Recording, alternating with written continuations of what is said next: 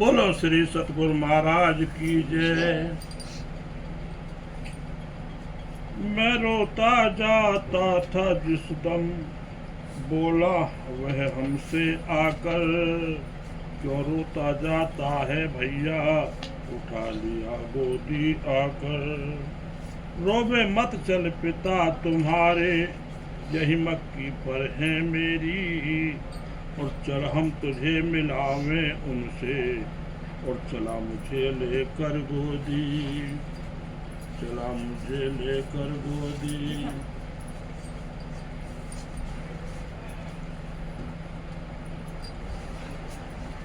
कौन को जरा से घुमा दिया दूसरी तरफ से। मैं भी चुप हुआ, मैं भी चुप हुआ इतनी सुन, और खेतों खेतों वह निकला। मैं भी चुप हुआ इतनी सुन, और खेतों खेतों वह निकला।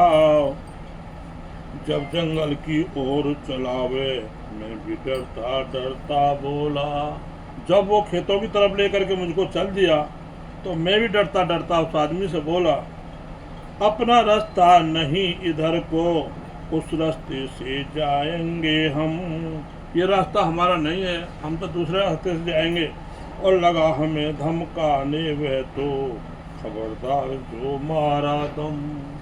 तो वो मुझको धमकाने लगा, तेरे पिता इधर ही हैंगे, चुप बैठा रहे कंधे पर। बोला नहीं पुनः में उससे, वे भागा मुझको लेकर। जंगल जंगल भागा जाता, जब आया पांडा तालाब। जंगलों जंगलों लेकर के मुझको भाग करके जा रहा था, तो जब पांडा तालाब वहाँ पर आया पांडा तालाब आया, और अपना नौकर सुमरू दिखा, हमने दी सुमरू आवाज। जंगल फिरने आया था वह, टेर पड़ी जब उसके कान। न थी रुकावट वहाँ फसल की, एकदम था खाली मैदान। तो सुमरू उनका नौकर था, और वो वहाँ आया हुआ था। तो उसके कान में जब ये आवाज़ पड़ी, तो वो दौड़ करके गया। दूर दूर तक दिखता था, सुमरू सुन करके भागा। और किसका बच्चा टेर रहा है, कौन व्यक्ति लेकर भागा। निकट गया जिस दम है पुरुष के, और उसको सुमरू ने पकड़ा। जब उसके पास गया सुमरू, तो सुमरू ने जाकर के एकदम उसको पकड़ लिया। खेचा तान बहुत हुई दोनों में, काफी देर हुआ झगड़ा। तो सुमरू अपनी तरफ को खींच रहा, और वो आदमी जो उठा करके बच्चे को ले जा रहा है, वो अपनी तरफ को खींच रहा है।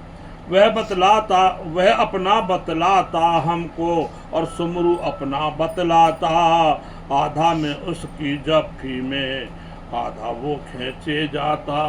आधा में उसके उसमें था, और आधा उस पे था, और दोनों खींच रहे थे एक दूसरे की तरफ को। अपनी हालत ऐसी समझो, मेरी हालत ऐसी हो रही थी जैसे भेड़ भेड़ियों में जैसे, और चाह रहे दो टुकड़े करने, फंसा बीच में मैं ऐसे। जैसे दो भेड़िए किसी शिकार के लिए झपटते हैं, और आधा आधा लेने की कोशिश करते हैं, इसी तरीके से मैं उनके बीच में फंसा हुआ था। लगी चटकने चूलों की नस, आंखों में तारे चमके। चीख मारता बुरी तरह में, कोई न देता था सुन के। वो खींचे जा रहे थे, और मेरी एक एक हड्डी चटक रही थी। मैं चीख रहा था। घूंसे लात एक दूजे को मार रहे थे आपस में, और कभी हमारे भी लग जाती ऐसी अंधाधुंधी में। कभी वो लात मेरे भी लग जाती थी, एक दूसरे को घूंसे लात मार रहे थे वो, तो वो कभी कभी मेरे भी लग जाती थी। लात लगी सुमरू की उसको, जब सुमरू ने एक लात खींच करके मारी, और छाती पर जम करके एक, और छुट गया मैं उसके कर से, उठा लिया सुमरू ने देख। जब सुमरू ने एक लात खींच करके मारी, तो मैं उसके हाथ में से छुट गया, जो बच्चा चोर था, और सुमरू ने एकदम मुझे गोदी में ले उठा लिया। और रहा चीखता सुमरू काफी, दौड़ो कोई है बच्चा चोर, लेकिन दिन मुद चुका अंधेरा, काफी उतर चुका था तब। और पहुंच न पाया कोई मदद को, हुआ न कोई हल मतलब। पूछी बात बाद में मुझसे, क्यों कर हाथ लगा उसके। तो घर में जब लेकर के सुमरू पहुंचा महाराज जी को, तो उनके महाराज जी के पिताजी ने सुमरू से मुझसे पूछा कि तू उस आदमी के हाथ कैसे लगा। तो उन्होंने बताया, उन्होंने सारी बात बताई। मुझसे मेरी बीती सुनकर भागा सुमरू मेले में, परेशान होंगे पंडित जी मेले में फिरते होंगे। तो घर वालों को उसने सारी बात बताई।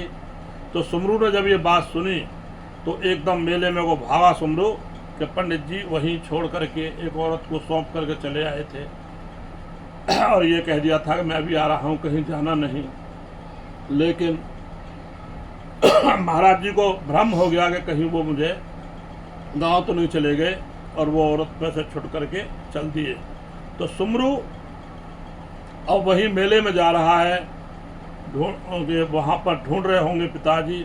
ढूंढ मची होगी चौतरफा, उन्हें खबर थी जा करके, उन्हें खबर देनी है जाके।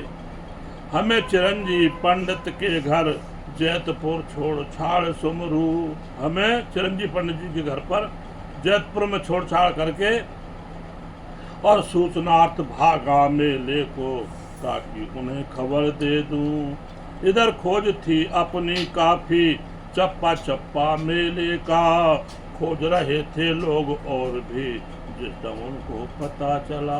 जब उनको पता चला कि बच्चा यहाँ था, कहाँ गायब हो गया, और लोग भी घूम रहे थे, और मेले का एक एक चप्पा चप्पा ढूंढ लिया, एक एक जगह तलाश ली, मगर मैं कहीं उनको दिखाई नहीं दिया। दौड़े पिता तुरंत जैतपुर को, आकर मुझसे पूछा हाल। मुझसे आकर के जैतपुर में जब उन्हें पता लगी कि जैतपुर में हूँ मैं, तो वो जैतपुर को तुरंत भागे और आकर के मुझसे मेरा हाल पूछा। किस प्रकार भागा मेले से तुझे उठा कर के दज्जाल। हमने जो भी घटित सुनाई, और लिपटे बच्चे पिता के हम, और अर्थ लगाने लगे पिताजी, बहुत हुआ सुन कर के गम। तो पिता अर्थ लगाने लगे कि आखिर ऐसा कौन है। बहुत सोचने लगे कि कौन है ऐसा जो बच्चे को लेकर भाग रहा था, और बहुत कम हुआ उनको ये बात सुन करके। मिली बहत है घर वालों की, और सांस मार करके बोले, परमात्मा सब ठीक करेंगे, अधिक बात ना कुछ बोले। उन्होंने सोच लिया घर वालों की मिली भगत है ये, लेकिन परमात्मा भला करेंगे, कोई बात नहीं, उनके ऊपर ही रहना चाहिए। सबके दुखों को हरने वाले वही हैं। और घर आए हमको ले करके, रही बहुत दिन इसकी खोज, कौन आदमी लेकर भागा, लेकिन हुआ न कुछ भी बोझ। बड़े विकट थे ताऊ हमारे, और सगे नहीं थे ताऊ जात, उन्हें न भाते किसी आंख हम, पोसा करते हों बर्बाद। घर और बार हमें मिल जावे, हो छज्जू का दीवा गुल, इस प्रकार की मनोवृत्तियां थी खुददारी हृदय अतुल। ताऊ थे वो सदैव विपरीत ही सोचा करते थे, और सोचते थे कि छज्जू का, महाराज जी के जो पिताजी थे, उनका दिया गुल हो जाए, उनके यहाँ कोई न रहे, तो जो कुछ भी है ये सब मेरा हो जाए। इस प्रकार की मनोवृत्ति उनकी थी। और मिली भगत ताऊ की हो या अनायास घट गई स्वयं। चाहे ताऊ की मिली भगत हो, चाहे स्वयं घटना घट गई हो, और जाने करने वाला या परमात्मा, ये बात तो भैया या तो करने वाला जान सकता है या परमात्मा जान सकता है। जाने करने वाला या परमात्मा, क्या जाने हम क्या जाने। और करनी खुद करता ही भरता और भोग भोगता आया है। लेकिन जो करनी है, करने वाला खुद भोगता है उसको। जो करता है उस करने को उसे भोगना ही पड़ेगा। करे हुए को भोगना पड़ता है हर हाल। जो भी आपने किया है, पाप किया या पुण्य किया, यदि आपने अधिक पाप किया है उसका भुगतान आपको करना ही पड़ेगा। तो किए हुए को भोगना पड़ता है हर हाल, या फिर सदगुरु की कृपा करती उसे बहाल। बोलो श्री सदगुरु महाराज की जय। हमने तो आप बीती कह दी, किस्सा घटित सुनाया है। हमने तो अपने साथ जो बीती थी वो कह दी, जो साथ में घटा वो सुना दिया। और खेले कूदे 8 बरस तक रहा पिताजी का साया। 8 बरस तक पिताजी के साथ रहे, खेले कूदे, उनका साया मेरे सर पे रहा। लेकिन एक वक्त ना रहता, लेकिन एक सा वक्त न रहता, किसी का वक्त एक जैसा नहीं रहता। सदैव वक्त बदलते रहते हैं, लोग आते रहते हैं, जाते रहते हैं। जो आया है उसे जाना जरूर है। वक्त जो आज कुछ है तो कल कुछ हो जाएगा। वक्त हर आदमी का बदलता है, वक्त एक सा कभी नहीं रहता। लेकिन एक सा वक्त न रहता, उसने भी पलटा खाया। उस वक्त जो 8 साल तक पिताजी साथ साथ थे, वो वक्त भी नहीं रहा। और वक्त ने आकर के ऐसा पलटा खाया। संवत 1959 में पिता हमारे धाम गए। अरे पिताजी 8 वर्ष की आयु है, 8 वर्ष की आयु में पिताजी 1959 में धाम को चले। संवत 1959 में पिताजी जब धाम चले गए, और समय मृत्यु का जो था उन्होंने पहले ही बता दिया था कि भैया अब हम इस समय चले जाएंगे। और समय मृत्यु का पूर्व कह दिया। और था भगवत प्रसाद जी से, एक भगवत प्रसाद थे वहाँ पर, उनसे पहले ही कह दिया था कि भैया हम उस दिन यहाँ से चले जाएंगे। अरे 8 वर्ष की आयु की, और की वेदना के बंध, और टूट गए एक साथ सब पिता पुत्र संबंध। पिता का और पुत्र का संबंध टूट गया। 8 वर्ष की आयु में पिताजी चले गए। लेकिन पिता का चला जाना एक छत्र छाया जो पिता की है, और जब पिता ना रहे तो इस बात को वही जान सकता है जिसके ऊपर से वो छत्र छाया हटती है, कि क्या क्या उन्होंने फिर बिना पिता के दुख झेले। ये वृतांत इससे आगे का है। बोलो श्री सतगुरु महाराज की जय। बोलो श्री आत्मनाथ प्यारे की जय। एक बार की बात है कि